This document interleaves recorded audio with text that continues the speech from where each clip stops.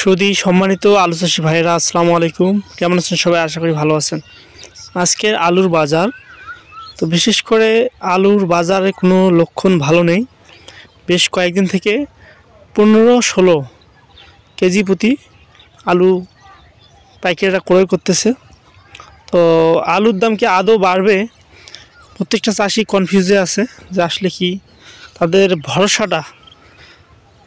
অনেকেই এই দীর্ঘ কষ্টের ফল, অনেক টাকা ইনভেস্ট করার পর মূল জমিতে আলু রোপণের যে একটা দীর্ঘ কাঙ্ক্ষিত আশা ছিল যে বেশি দামে আলু বিক্রি করব, প্রত্যেকটা চাষি ভাইয়ের এটি স্বপ্ন ছিল। কিন্তু বাস্তবতা এতটা যে নিষ্ঠুর, কারণ যে হারে আলুর খরচ আপনাদের প্রত্যেকটা চাষি ভাই সে সম্পর্কে জানেন কতটুকু পর্যন্ত খরচ।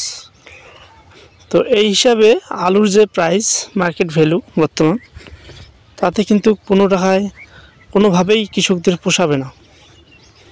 তো এটি একটি বড় ধরনের ক্ষতির সম্মুখীন হবেন তারা। ওয়েদারটাও খুব খারাপ, আকাশটা মেঘলা।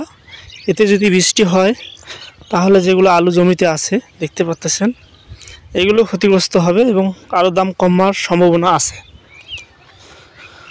যারা স্টোরজাত করবে, বিশেষ করে স্টোরে ভাড়া এতটা পরিমাণ বেড়েছে, প্রতি কেজি আলু এদিকে 8 টাকা করে করছে উত্তরবঙ্গে, বিশেষ করে কুড়িগ্রামে, অর্থাৎ কাঁঠালবাড়ি এদিকে যে কয়টি স্টোর আছে। তো এটি নিয়ে মানববন্ধনও হয়েছিল, আবার প্রতিবাদও হয়েছে যে অতিরিক্ত যে দাম বৃদ্ধি, অর্থাৎ মানুষ, কৃষক ভাইয়ের একটা আশায় আছে যে আসলে যদি এই দামে না বিক্রি করি, তারা শেষ ভরসা করতেছে স্টোরে, কোল্ড স্টোরে যে স্টক করে রাখবে, তারা সেখানে সংরক্ষণ করে রাখবে যাতে পরবর্তীতে তারা ভালো দামে বিক্রি করতে পারে। আলুটা সংরক্ষণ করে রাখতে চায়। তো তার মাঝে যদি আবার স্টোর ভাড়া এত টাকা লেস দিয়ে যে আলুর দাম না বাড়ে, সেক্ষেত্রে কিন্তু চাষি ভাইদের এতটা হতাশাগ্রস্ত হবে এবং আলু তাদের অতিরিক্ত লোকসানের দিকে তারা ধাবিত হবে। তো আজকের আপডেটটা আপনাদেরকে জানিয়ে দিলাম।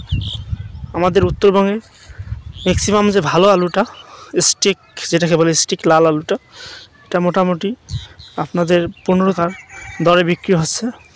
তো বেশ 4-5 দিন থেকে একই দাম, রেট, কোনো বাড়ার লক্ষণ নাই, সেম দাম। বাকিটা উপরওয়ালার ইচ্ছা, বাজার কি হবে কি হবে না। তো যেহেতু একটি কাঁচা বাজার, দাম বাড়তে পারে আবার কমতে পারে, তো এটা মার্কেটের উপর ডিপেন্ড করে। এবং বিশেষ করে যদি রপ্তানি করা যায় বাইরের দেশে বাণিজ্যিকভাবে, তাহলে কৃষকদের একটু লাঘব হবে, ভালো কিছু আশা করতে পারবে। তো সুধী সম্মানিত চাষি ভাইরা, অবশ্যই চ্যানেলটি সাবস্ক্রাইব করে পাশে থাকবেন। আজকে এখানে বিদায় নিতেছি। সবাই ভালো থাকবেন, সুস্থ থাকবেন। আল্লাহ হাফেজ।